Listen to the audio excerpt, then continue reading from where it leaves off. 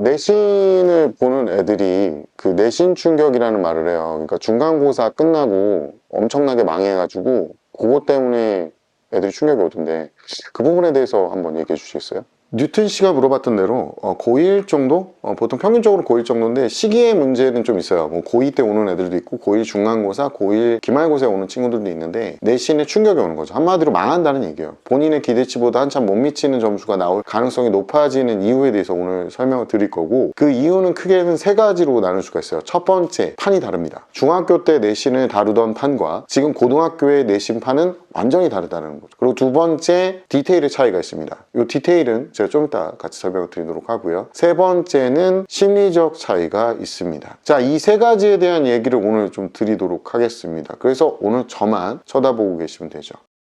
빨리 얘기해 보도록 하죠. 자, 이제 한번 얘기해 보죠. 첫 번째, 판이 다르다.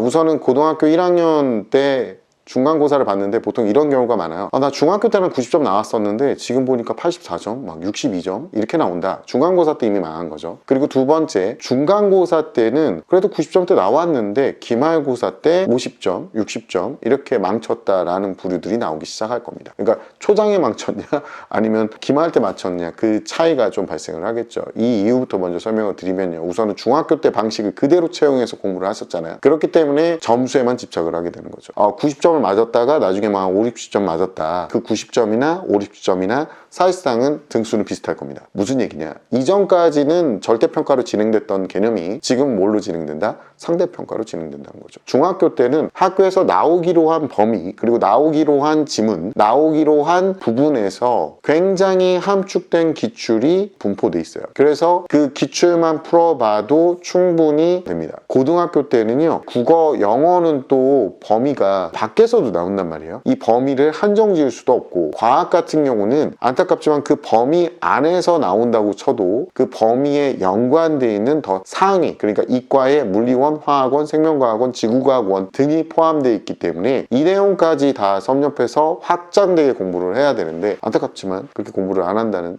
단점이 있는 거죠. 그러니까 이 판이 다른 거를 빨리 파악하신 분들 같은 경우는 우선 뭐 학원을 다니든 뭐 과외를 하든 아니면 자기주도 방식을 좀 더 디테일하게 잡겠죠. 두 번째로 나오던 아까 말이 디테일의 차이가 있다라고 말씀을 드렸잖아요. 학생들의 디테일의 차이가 뭐냐면, 자, 이과생 그리고 물리학을 지금 배운 친구들만 이해할 수 있는 농담을 하나 해볼게요. EBS 수능 특강에 보면 속도보다는 방향성이다 라고 붙어 있는데, 물리학을 배우는 친구들 입장에서는 개그죠. 웃을 수 없는 분들이 되게 많으실 건데 이게 왜 발생하는 거냐면 단순하게 말씀드리면, 속도라는 말을 사전적 의미를 찾아보시면 속도는 빠르기와 방향을 의미합니다. 그러니까 빠르기와 방향 둘 다 잡을 수 있으면 잡으면 되는데 빠르기 방향보다는 방향이다, 이런 의미로 얘기한 게 아닐 거예요. 원래 정확하게 얘기하려면 속력보다는 방향성이다 라고 얘기를 해야 되는 거죠. 이게 뭐가 중요해요, 뭐 문과라고 놀리시는 거예요, 이렇게 얘기할 수 있는데 그런 건 아니고, 단순하게 말씀드리면 그런 디테일 차이가 틀리고 맞음을 가늠해요. 고등학교 내신에서는 중학교 때처럼 그냥 그게 똑같은 거 아니에요가 안 먹힌다는 거예요. 고등학교 때는 얼마나 디테일하게 외웠고 이것들이 바로바로 튀어나올 수 있는 상황까지 만들어내냐. 그러니까 고등학교 1, 2학년 내신에서는 그런 디테일이 없으면 내신을 말아 드시는 거죠.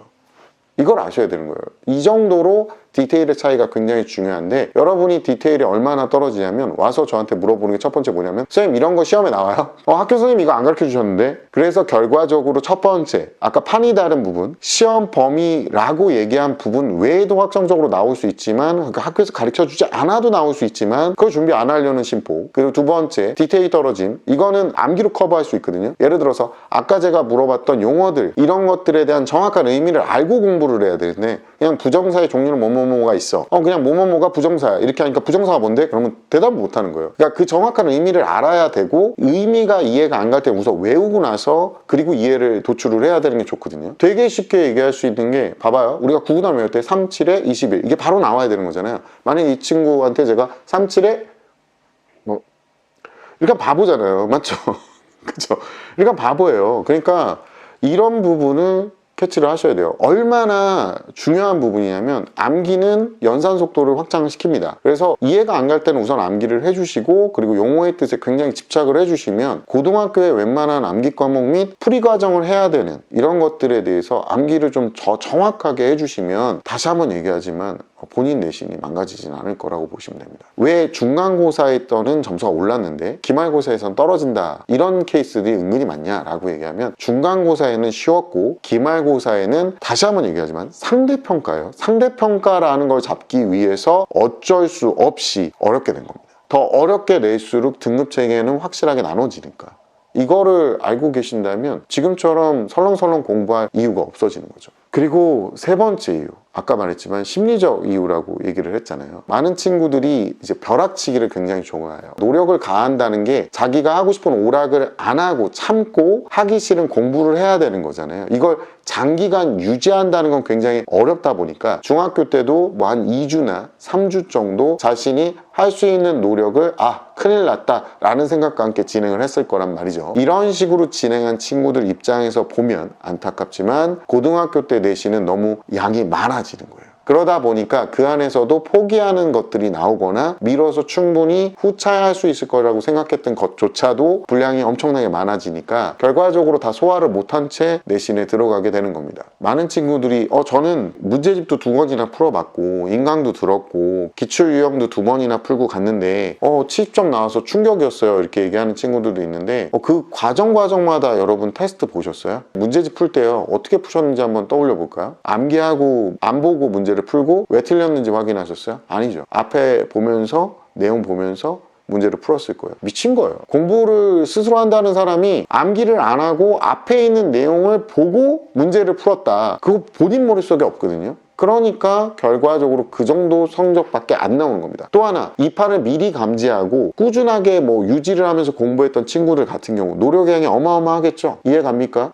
그런데 그 친구들 단발적으로 이길 수 있다. 좀 힘들 수 있다라고 봅니다. 이해 가셨어요? 평소에 꾸준하게 공부를 해두셔야 됩니다. 그리고 내신 대비 지금 한 3주 이렇게 남았을 거예요. 지금이 한 4월 초니까. 근데 제가 다시 한번 말씀드리지만 여러분이 생각하는 것만큼 내신이 호락호락하지 않을 겁니다. 중간 다음에 2달 만에 기말을 보거든요. 그 기간 동안 꾸준하게 공부를 유지하시는 게 좋아요. 속도보다는 방향성이라는 개소리보다는 제가 솔직하게 말씀드리겠습니다. 의지보다는 유지입니다. 그거 좀 생각해 보셨으면 좋겠어요.